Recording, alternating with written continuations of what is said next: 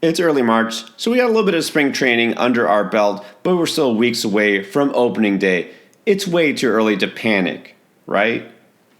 Come on, you know that there's already players that are making headlines for the wrong reasons. Early slumps, a bad outing by a pitcher, it's enough to send panic on draft day and see some ADPs drop. I'm going to go over some of those key players and tell you who you actually should be worried about and who you shouldn't. We're going to start with an injury, and this is not a season ender, so we can still discuss what to do about Kodai Senga for the Mets. This is a pitcher I was really high on heading into this season. You saw the way he was in his first year in the majors. And if you take out his first couple of starts, just adjusting to major league hitting, man, he was lights out pretty much the rest of the year. But now it looks like his debut is going to be pushed back. He just got a PRP injection, and he's going to be limited from pitching for at least 3 weeks. It's a posterior capsule strain. And when I say 3 weeks, I mean not even going to throw at all for 3 weeks. So no spring training for him. He's still going to need time to ramp up. That means you're at least missing him for a month, if not more. And that's, of course, assuming there's no setbacks. So here's the question on draft day. What do you do with Senga? Because obviously you don't want to pull the trigger early, but at what point does he actually become a value pick? I've learned my lesson over the years. Just try to avoid injury-prone players or players who have injuries that crop up early in the season like this. As high as I was on Senga now, I won't say he's completely off my draft board, but there's going to be somebody who probably picks him before I'm willing to. I wouldn't even think about him before pick 150. And even then, I want to make sure my rotation is pretty good before I take a chance, because you're going to have to stash him and then hope that he's healthy at some point. You also have to hope that he's actually healthy enough that he's effective. So it's just, again, a lot of risk here. Now, as far as replacements for him in the Mets rotations, an interesting name is Jose Butto. Joey Lucchesi is an uninteresting name. And then there's Tyler McGill. And McGill's the one I think probably has not only the best chance to secure a fifth rotation spot, but the one who could possibly put it together. He's been very inconsistent at the major league level, but this is someone I think that has shown some flashes. He's improved a little bit. I think he could potentially hold that job down and be effective. Don't get me wrong, this is not something I'm even thinking about drafting, but someone to watch early in the season. And now I'm going to bring up a pitcher that I talked about in my ADP values video not too long ago, because Joe Musgrove, also coming off a very similar injury to what Kodai Senga has last year. He had not pitched since August, and he got rocked in his very first spring training outing. Well, guess what? He got rocked in his second one too. So in his first two starts of the spring, 1 2/3 innings, he's given up 8 runs, 2 walks, and no strikeouts. This sounds like a prime candidate to panic and just avoid on draft day because you're worried he's just lost it, he's not healthy, whatever the case is. I'm a little more concerned than I was, last week when I said I'll take him at his ADP, but I will also say that I'm not giving up because, again, it's way too early for that. But also, here's the thing with Musgrove. Again, he had not pitched for a while because of that injury last year. It's going to take a little time for a veteran to really fully ramp up. But also, he's working on a new sweeper. He's trying to improve his pitch mix.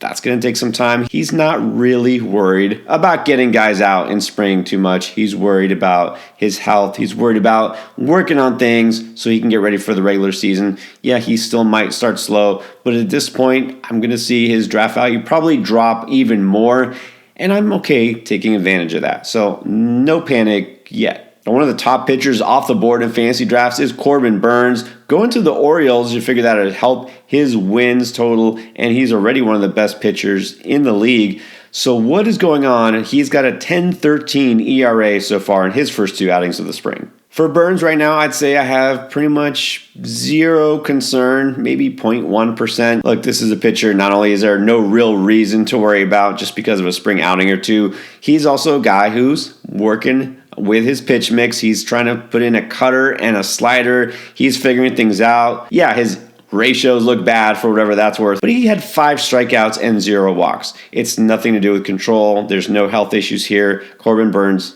just fine. Now with Lucas Giolito, who's now with the Red Sox, not quite that cut and dry. In his 2 starts, 4 1/3 innings, he's given up 4 runs. He's walked 4 batters, only struck out 2. Against the Twins, right away gave up a leadoff home run to Edouard Julien.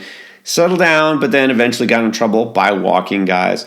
Now, again, it's early. This is a guy who does have a track record, but if we look back to last year where he bounced from team to team after being traded and then cut, maybe Giolito isn't what he was a couple of years ago. This is a pitcher who maybe we've seen his prime and he's past it. I know that sounds harsh, but look, last year he ended up with a 4.88 ERA, 1.31 whip, and he got progressively worse as the season went on. It is too early to give up on him completely, but he's somebody I was already a little nervous about beforehand, and this does not help seeing him struggle early in the spring. I'm going to take a wait-and-see approach, which basically translates to not drafting. And what about some hitters? Definitely going to take a little longer to figure out who's struggling for real in spring, but here's a guy I never even thought about considering drafting, and I definitely am not. It's Javier Baez. Look, in his day with the Cubs, Baez was a stud. I mean, hit for power, had speed. He's not that anymore. Last year, his batting average dropped to .222. That was his worst of his career since his rookie season. He kind of solved his strikeout issues. I mean, his strikeout rate has dropped, but it doesn't really matter because he's not getting on base. And we heard all the typical things, how he's working on his swing this preseason to try to fix some issues. It's not working because in the spring so far, he's 0 for 11 with 5 strikeouts and not a single walk. Look, he's talked about battling, nagging back and core issues over the last couple of seasons since landing in Detroit. Maybe that's what it is. Maybe he just isn't the same guy physically. But whatever it is, I think it's safe to say that despite the fact that he's still penciled in to be the starting shortstop for this Tigers offense, which look, I'm big on the Tigers offense this year, but Baez just is past his time and he does not belong on fantasy rosters, period. Another offense that I'm big on is the Boston Red Sox, which is surprising to some of you, but I like especially their outfield. Seems like these guys are going very late. Masataka Yoshida is a guy who I just drafted on my TGFBI team. That's the Great Fantasy Baseball Invitational. Tyler O'Neill is a player I think could definitely have a bounce back season. I've got a lot of him on my underdog best ball teams. And then Jarren Duran, he's somebody who can help you in average and speed. Got a little bit of pop too, being drafted later than he should be. But then there's one guy I haven't really been in on. He could battle for time at DH and or the outfield, and that's Wilyer Abreu. And now I see why. Look, he just got his first hit of spring training. It was an RBI. That makes him 1 for 15, and among those, he's got 7 strikeouts. The thing is, this isn't too surprising. He's always had strikeout issues even throughout the minors, and he's never been a guy to hit for average. Last year, 274 at AAA. Not bad. That was his best. Even in the low minors, he didn't really hit that well. Right now, Abreu is projected to be a strong side platoon player in the outfield. But I'll just say this, the Red Sox did just sign CJ Cron, who will not play the outfield, but he could see time at DH, and that could push Yoshida to Abreu's spot in the outfield. They have some pieces they can mix and match here. There's also Zidane Rafaela, who is more of a glove-first prospect, but still, he's somebody who could see time.